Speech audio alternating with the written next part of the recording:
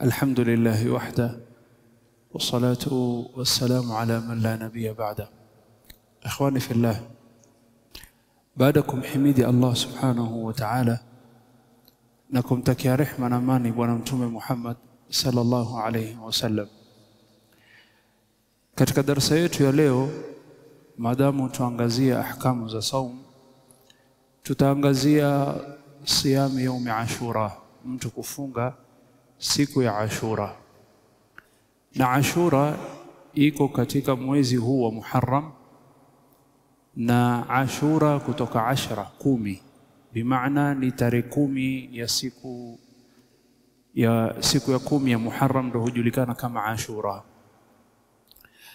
Ar-Rasul sallallahu alayhi wasallam alipofanya hijra na akatoka mji mtukufu wa Makka, alipokuwa ni mwenye kufanya da'wa kule kwa muda wa miaka 13, akaamua kwenda Madina akitarajia kwamba Mwenyezi Mungu atampatia nusra, na alihama mji wa Makka kwa amri ya Mwenyezi Mungu.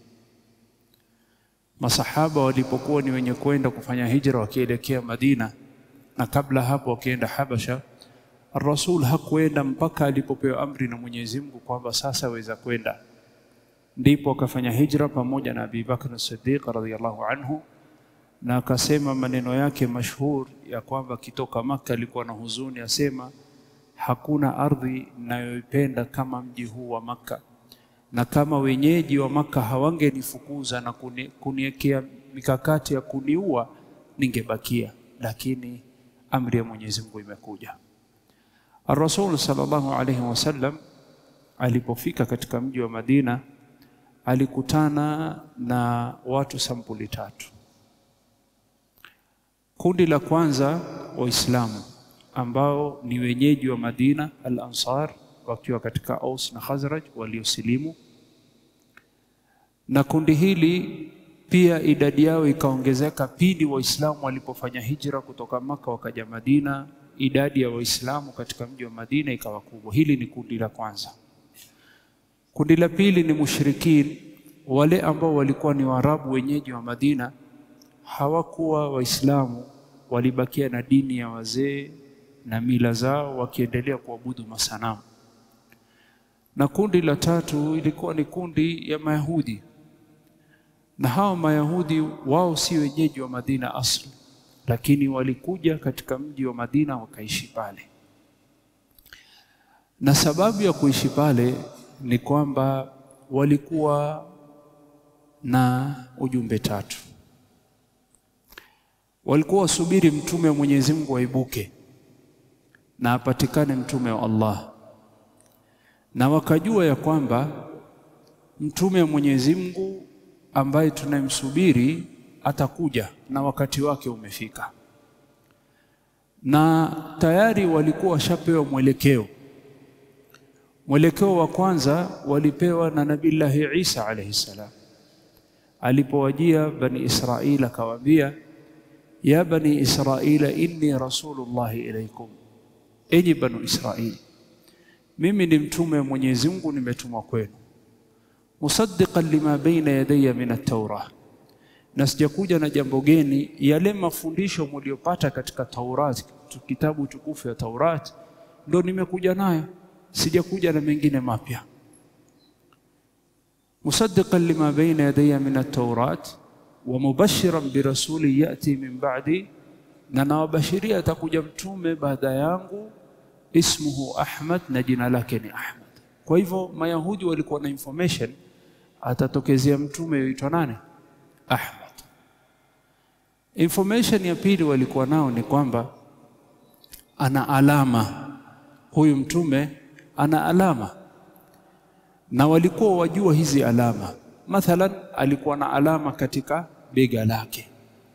Katika alama ni kwamba ukimpa sadaka hali, ukimpa hadia zawadi yochukua. Ukiwaambia hii sadaka nimekupa wewe, Ar-Rasul alikuwa hali wala hachukui, na sadaka ni haramu kwake na kwa familia yake alibait. Lakini ukimpatia hadia zawadi, ambia Rasulullah hii ni zawadi, ni bora, alikuwa akipokea. Ndio maana leo katika familia ya Mtume sallallahu alaihi wasallam alil bait, huwezi kuwapatia sadaqa, lakini utawapatia zawadi, hadia. Jambo la tatu ambao walikuwa tumesema walikuwa na jina na walikuwa na alama. Information ya tatu walikuwa nayo ni kwamba huyu mtume ataibuka ama atapatikana katika mji ambao iko na sifa mbili. Iko na sifa ya majabali na miti ya mitende. Hasa wakazunguka wakitafuta mji ambao iko na sifa hizi mbili. Iko na majabali na iko na miti ya mitende nyingi. Maka iko na majabali lakini haina miti ya mitende. Wakaona miji miwili ndio ziko na hizi sifa. Wakapiga kambi katika miji haya miwili, ikiwemo Madina, kabla hapo ikiitwa Yathrib, na mji wa pili ambao waliona iko na majabali na iko na miti ya mitende ilikuwa ni Khaybar. Ndio maana Mayahudi katika bara la Arabu, katika nchi ya Kiarabu, Mayahudi walikuwa wakipatikana katika miji haya miwili, imma Khaybar ama Yathrib ambayo ndio Madina. Hasa Rasul sallallahu alaihi wasallam alipofika katika mji wa Madina, akakutana na Mayahudi pia. Tulisema alikutana na watu sampuli tatu: Waislamu, washirikina na Mayahudi. Na Mayahudi hao walikuwa wamekaa kulingana na kabila zao, na walikuwa ni kabila tatu. Kulikuwa na kabila Bani Qainuqa, Bani Nadhir na Bani Quraidha. Hasa Rasul sallallahu alaihi wasallam alipoingia katika mji wa Madina, na Mayahudi ambao walikuwa wakiishi katika Madina walikuwa kitarajia anytime Mtume wa Mwenyezi Mungu aweza kutokezea imma hapa Madina ama Khaybar, na wakijua ana alama katika mwili na katika tabia, na wakijua jina lake ni Ahmad. Hasa walikuwa subiri anytime kuna mtu ataitwa Mtume wa Mwenyezi Mungu aitwa Ahmad atatokezea. Lakini yale ambayo walikuwa wakifikiria pia ni kwamba wamezoea miaka yote akija mitume ni katika Bani Israili, miaka yote kuanzia Nabillahi Yaqub ambaye ndo Israili na watoto wake 12 ambao wakiwemo Nabillahi Yusuf, kadhalika kiwemo Nabillahi Binyamin. Na ukiangalia chini msururu mitume wote, Suleiman, Daud, ukiangalia Nabillahi Zakaria, Nabillahi Yahya, Nabillahi Isa, waliochaguliwa familia Al-Imran, ukiangalia Nabillahi Musa, Nabillahi Harun, wote walikuwa ni katika Bani Israili. Sasa expectations yao ni kwamba hata mtume wa mwisho atakuwa ni katika Bani Israili. Hasa Ar-Rasul alipoingia katika mji wa Madina salawatu rabbi wa salamu alayhi, Mayahudi walikuwa na hamu kumuona, lakini walikuwa na shida moja: huyu ni Mwarabu, tutamfuata vipi? Na sisi tutarajia awe mmoja wetu. Wengine katika Mayahudi wakasema la, sisi tutaangalia kama zile alama anazo na zile sifa anazo tutamfuata. Akiwemo Abdullah ibn Salam asema, niliposikia Muhammad sallallahu alaihi wasallam ameingia katika mji wa Madina, nilitaka kwenda kumuona na nikataka kuangalia zile alama nazo, na je ni mtume? Haijalishi kama si katika kabila letu, haijalishi kama si miongoni mwetu, maadamu amekuja na ujumbe na risala ya haki, muhimu ni haki. Hatuangalii ni nani amebeba, sisi tutafuata. Hatuangalii mtu, tuangalie haki, aliyebeba haki tumfuata. Na wengine katika Mayahudi wakasema la, maadamu si mmoja wetu, hata kama yeye ni mtume wa Mwenyezi Mungu kweli, hatutakubali.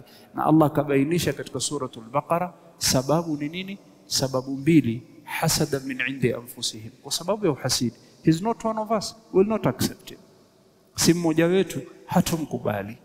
Wengine wakasema la, tutamfuata maadamu amekuja na ujumbe wa Allah, hata kama si mmoja wetu. Sisi hatuangalii watu, tuangalie haki na ni nani aliyebeba haki. Akiwemo Abdullah ibn Salam alipoingia katika mji wa Madina, Rasul sallallahu alaihi wasallam asema, watu wamemzunguka mimi na penya nataka kumuona. Asema nilipopenya nikapita nikamuona mara ya kwanza Ar-Rasul sallallahu alaihi wasallam Muhammad ibn Abdullah salawatu rabbi wa salamu alayhi, qala lamma ra'aytu wajha araftu anna wajhahu laysa biwajhi kadhab. Asema nilipoona uso wake Muhammad sallallahu alaihi wasallam, wallahi nikajua huyu mtu uso wake na khairi na nuru na namna inavyovutia na tabia zake, hii si uso ya mtu anayesema uongo. Asema nilimpenda hapo hapo. Hapa tusemaje? Tunaita love at first sight. Sio? Mara ya kwanza una blow. Kwa hivyo sema nilipomwona nikampenda. Na nikajua wallahi uso wake si uso wa mtu kusema uongo. Akawa ni mwenye kutaka kujua, je, sasa huyu ni mtume? Aitwa Ahmad, amekuja katika mji ambayo yuko na miti ya mitende na majabali. Sasa imbakia information moja, je, ile alama yuko nayo? Asema nikawa nampelekea sadaka, hakubali. Nampelekea zawadi, yakubali. Nikimpa sadaka yakataa, nikimpa hadia yakubali. Asema nikajaribu kuangalia alama zote nikapata. Nikajua kwamba huyu ni mtume wa nani? Wa Mwenyezi Mungu. Nikakubali. Allah subhanahu wa ta'ala akabainisha, fashahida shahidu min bani Israila ala mithli faamana wastakbartu.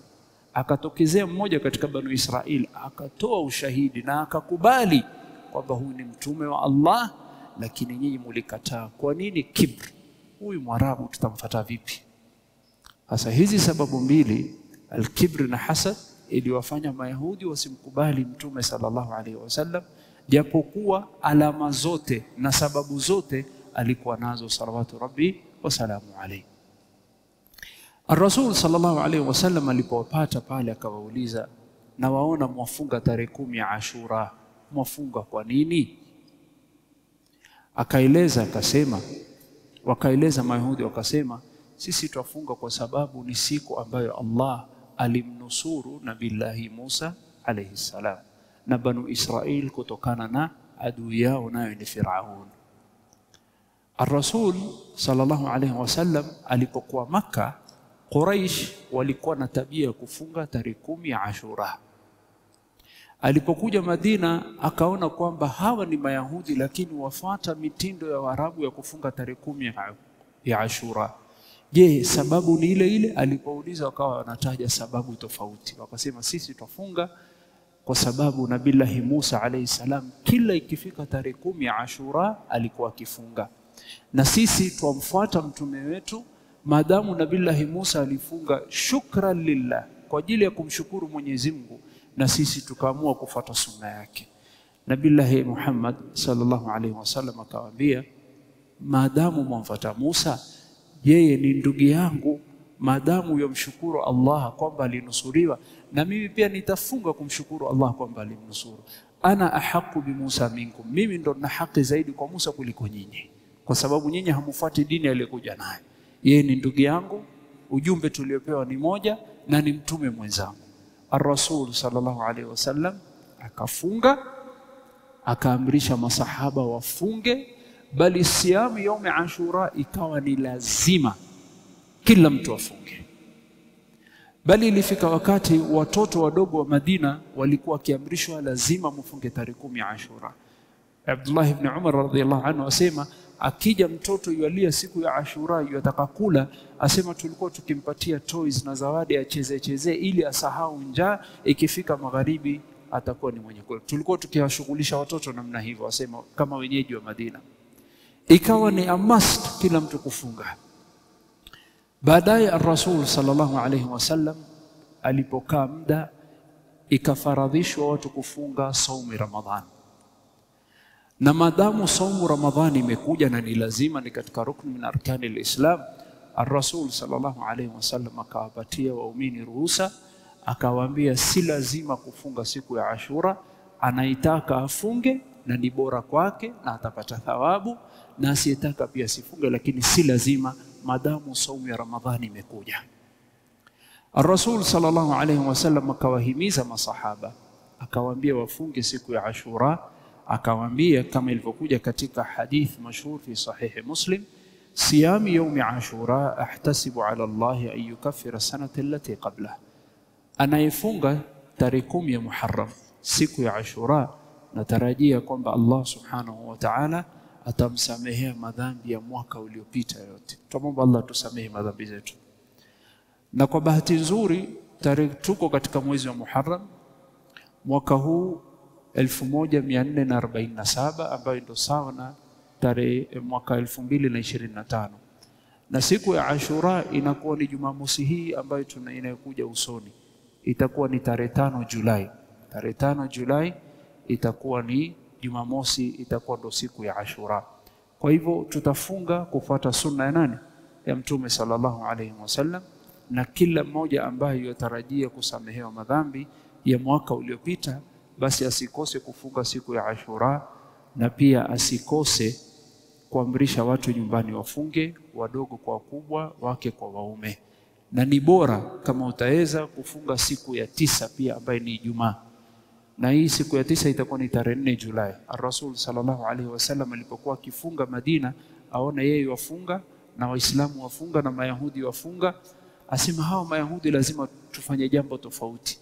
Akaamrisha mwaka ujao tutafunga siku 2. Tutafunga tarehe 9 na tarehe 10. Ili tarehe 9 tukhalifiane na Mayahudi, tarehe 10 tufunge siku ya Ashura. Siku ya Tasua itakuwa ni tarehe 4 Julai, Ijumaa hii, na siku ya Ashura itakuwa ni tarehe 5 Julai ambayo itakuwa ni Jumamosi hii. Tumomba Allah subhanahu wa ta'ala atuwafikie. Wa akhiru da'wana alhamdulillahi rabbil alamin.